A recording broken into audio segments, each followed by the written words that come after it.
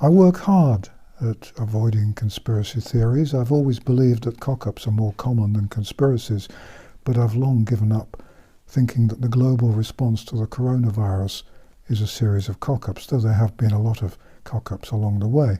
The evidence makes it clear to me that we're being manipulated. Here's a summary of some of the reasons why I'm convinced. First, in the UK, the government's advisors ruled back in March that the coronavirus was not a high-consequence infectious disease. That's the official wording. As far as I know, at the time, only my website reported this momentous piece of front-page news. Other media were quite happy to ignore it. They didn't seem to think it was significant. I didn't see any note of it on the BBC's website, for example. What a surprise that was. Second, within days of this reassuring news, when the country and indeed the world should have been celebrating our good fortune that the coronavirus was not going to kill us all, the UK government published its 358-page emergency bill and put the country into lockdown, as though it were the plague we were dealing with. Third, the total number of alleged coronavirus deaths at the moment, on whatever day of the week it is, around the world is approximately 300,000. Though there are many people like me who rather suspect that this figure may be a little lower in reality. I'm trying to be very tactful to keep this video on air for a bit longer. That's a tragedy. Every death is a tragedy. But we have to look at things in perspective, and we have to remember that in an average sort of flu season, a bad flu can kill 650,000 people. That's twice as many, of course. Even the mathematical modelers could probably work that out.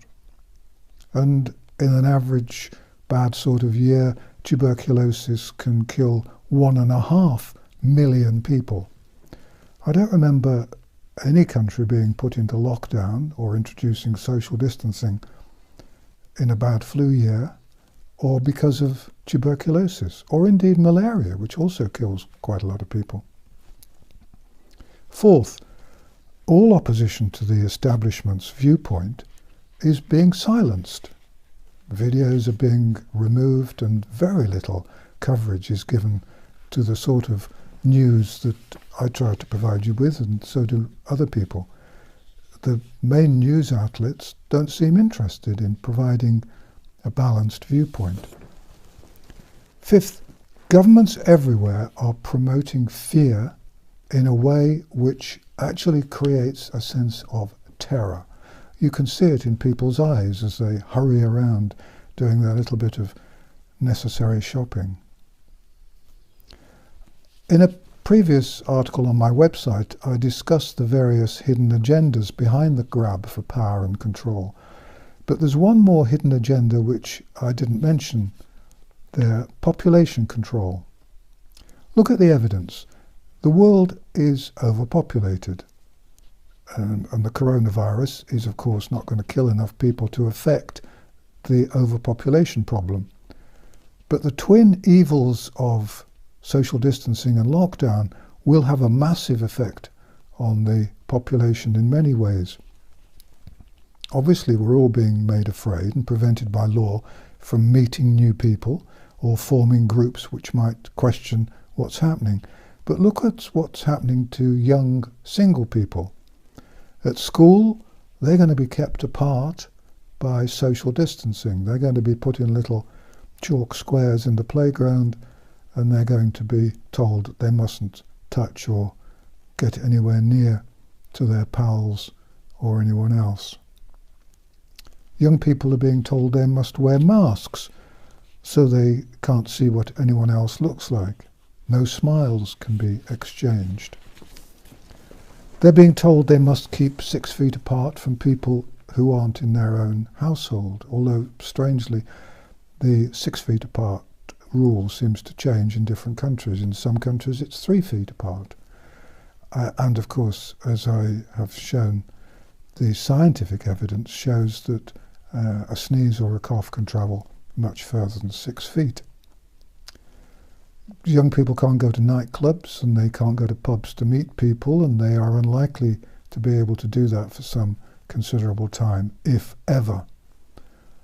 I can't see many pubs and nightclubs being open for a long, long time if social distancing is kept.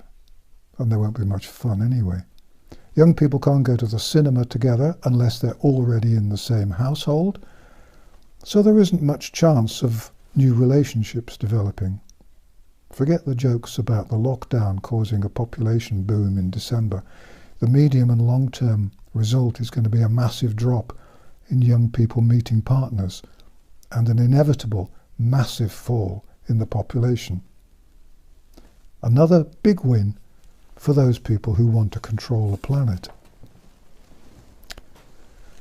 Thanks for watching An Old Man in a Chair, and thank you for all your encouragement and support. This video has not been monetized. There shouldn't be any ads on it. If there are, they're nothing to do with me. And there shouldn't be any sponsorship around it. You can find more about the coronavirus and a whole host of other subjects on my website, www.vernoncoleman.com, which is also free of advertising and sponsorship. Thank you very much for watching.